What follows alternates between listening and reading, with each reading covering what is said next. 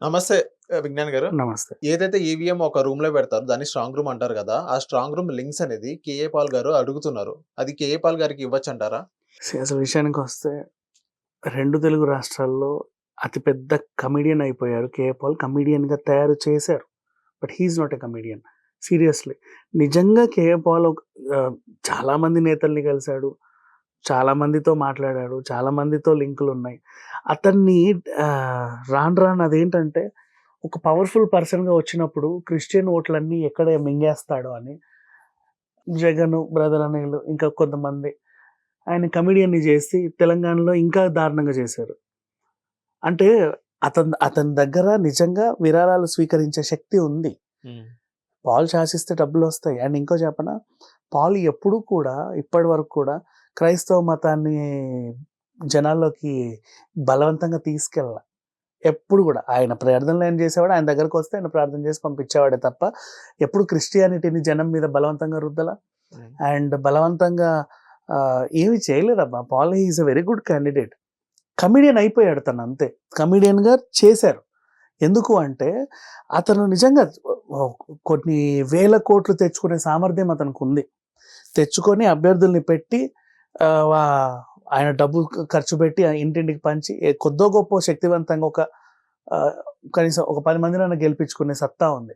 చిరంజీవి కంటే కనీసం ఒక ఆహ్, 50 ఇంతలు ఎక్కువ సామర్థ్యం ఉన్నవాడు పాల్ చెప్పాలి అంటే.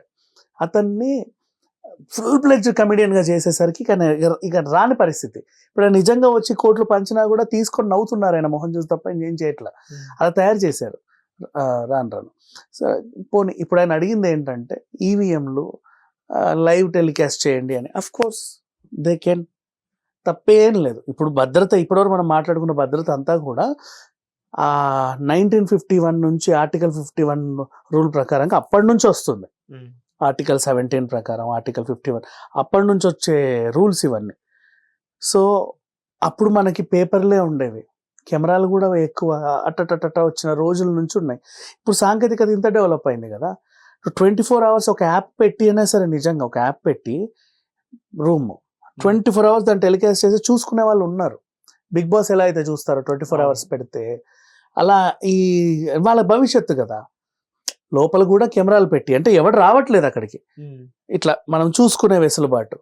నిజంగా జనాలకి ఇవ్వాలి. 100% ఆ రైట్ ఉంది. కానీ అంటే లేనప్పుడే అపోహలొస్తాయి. నెల రోజులు ఉంచుకున్న లోపల ఏం చేశారు అని. అర్థమైందా? హ్మ్. అది నిజంగా స్ట్రాంగ్ రూమ్. ప్రతి భారతీయుడికి ఓటేసిన ప్రతి ఒక్కడికి వాడు చూసుకునే హక్కు ఉంది. నిజంగా. అంటే ఇక్కడ మెషిన్ లోపల ఏమైతుందో మనకు తెలీదు గానీ, కనీసం ఆ మెషిన్‌లని ఎవడేం పీకుతున్నాడా, రక్కుతున్నాడా, లేక ఏమైనా వైర్లు సెట్ చేస్తున్నాడా తెలుసుకోవాల్సిన బాధ్యత ఉందిగా. నువ్వు ఎన్నంచెల సెక్యూరిటీ పెడితే ఏముంది? అవును. కొన్ని కెమెరాలు పెట్టి ఒక యాప్‌లో గవర్నమెంట్‌కి సంబంధించిన యాప్‌లో పడేస్తే ప్రతి ఒక్కడు ఎప్పుడు కావాలంటే అప్పుడు ఇట్లా చూసుకుంటా ఉంటాడు. హ్మ్. నిజం వాడు గెలవకపోని, ఓడిపోని. ఆ మెషిన్‌లోనే లోపం ఉన్నా సరే వాడు సాటిస్ఫై అవుతాడు. ఎందుకు అంటే నేను చూసుకున్నాను కదా లైవ్‌గా. ప్రాబ్లమ్ లేదు. అలా అన్నమాట. సో, పాల్ అడిగిన దాంట్లో నిజంగా ఇది ఆయన్ని చాలా మంది కామెడీగా ట్రోల్ చేస్తున్నారు కానీ, హి ఆస్క్డ్ ఎ వండర్‌ఫుల్ క్వెషన్. నిజంగా. హ్మ్. అది అప్రిషియేట్ చేయాల్సిన క్వెషనే అది. Thank you sir.